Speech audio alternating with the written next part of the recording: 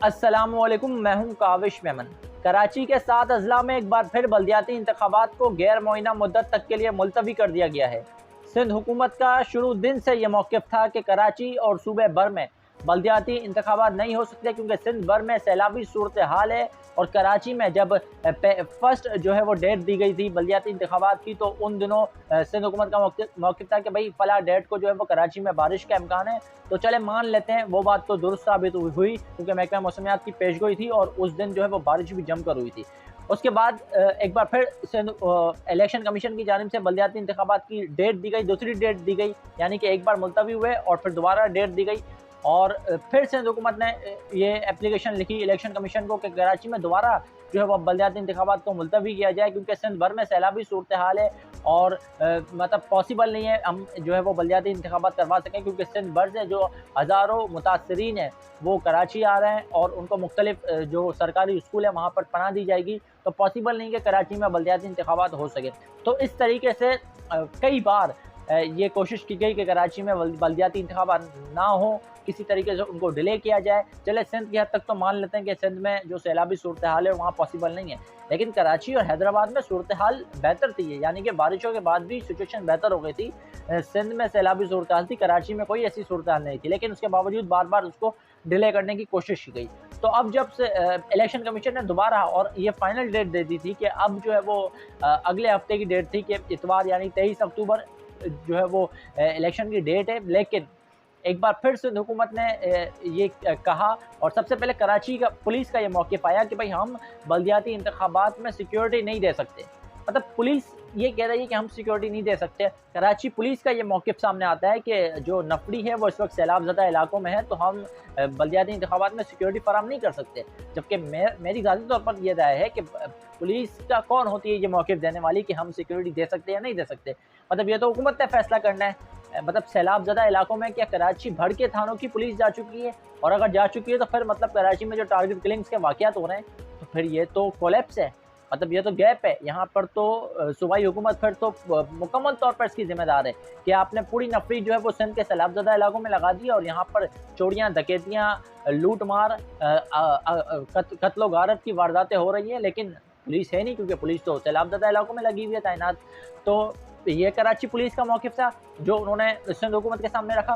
सिंध हुकूमत ने कराची पुलिस का मौक़िफ़ इलेक्शन कमीशन के सामने रख दिया कि भाई देखो, कराची पुलिस भी कह रही है हम इलेक्शन में सिक्योरिटी नहीं दे सकते, लेकिन उसके बावजूद इलेक्शन कमीशन बज़िद था कि नहीं, हम जो है वो ये डेट जो है वो अब इससे आगे नहीं बढ़ेगी। फिर इसके बाद जो है वो वफाक की तरफ से एक खत आया कि भाई वफाक भी सिक्योरिटी नहीं दे सकता।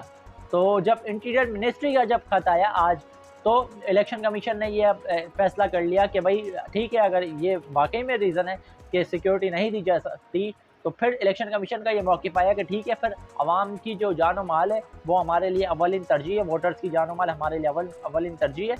तो हम बल्दियाती इंतखाबात को गैर मुअय्यना मुद्दत तक के लिए मुलतवी कर रहे हैं, और 2 हफ्ते बाद जब हम इजलास बुलाएंगे तो उसमें जो सिक्योरिटी इदारे हैं उनका वर्डिक्ट लेंगे, उनका क्या मौक़िफ़ है, उसके बाद इलेक्शन करवाए जाएंगे। तो बहरहाल ये इस तरीके से पूरी एक तरीक़ेकार अपनाया गया, और पुलिस का एक मौक़िफ़ आया, फिर सिंध गवर्नमेंट का एक मौक़िफ़ आया, और फिर वफाक का एक मौक़िफ़ आया कि भाई हम सिक्योरिटी नहीं दे सकते। मुझे ज़ाती तौर पर ऐसा लगता है कि शायद सिक्योरिटी का भी रीज़न हो, लेकिन मुझे नहीं लगता कि इतना मेजर ये रीज़न है कि इसकी वजह से पूरे शहर में बल्दियाती इंतखाबात हो ही नहीं सकते। मतलब ये शायद मुझे लग रहा है यहाँ दाल में कुछ काला है, और मुझे ऐसा लगता है कि एक फ़िज़ा पूरे मुल्क में छाई हुई है। और हमने माज़ी में अब से कुछ दिन पहले जब इलेक्शन हुआ तो उसमें भी देखा पाकिस्तान तहरीक इंसाफ ने किस तरीके से तमाम चाने शित कर दिया, और मुस्लिम लीग नून तो हमें नज़र ही नहीं आई किसी भी प्लेटफॉर्म पर। और जहाँ तक पीपल्स पार्टी की बात है तो पीपल्स पार्टी मलीर की एक सीट निकालने में कामयाब हुई, और जहाँ तक बात है तो वो उनकी अपनी सीट ही थी। और कई बार ऐसा हुआ है कि पीपल्स पार्टी वहाँ से जीतती हुई आई है। इसी तरीके से जो यूसुफ रज़ा गिलानी के साहबजादे की सीट थी, वहाँ से भी पाकिस्तान पीपल्स पार्टी कामयाब हुई।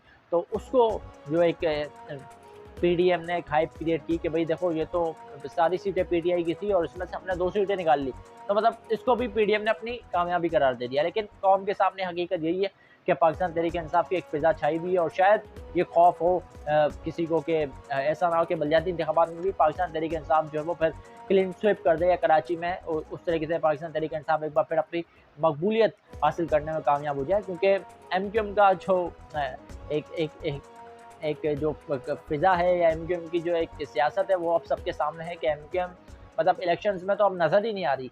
जब से किसी हद तक तो सिचुएशन बेहतर थी 22 अगस्त के बाद, लेकिन जब से ये PDM की जमातों के साथ MQM शामिल हुई है तो शायद जो PTI के साथ असर था उससे बुरा असर अब हो चुका है।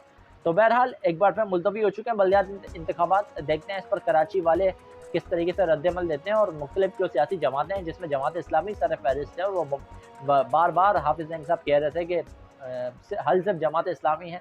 तो देखते हैं कब हल निकलता है। अभी तो यही हल नहीं निकल पा रहा कि इलेक्शन होंगे, नहीं होंगे, क्या होगा, देखते हैं।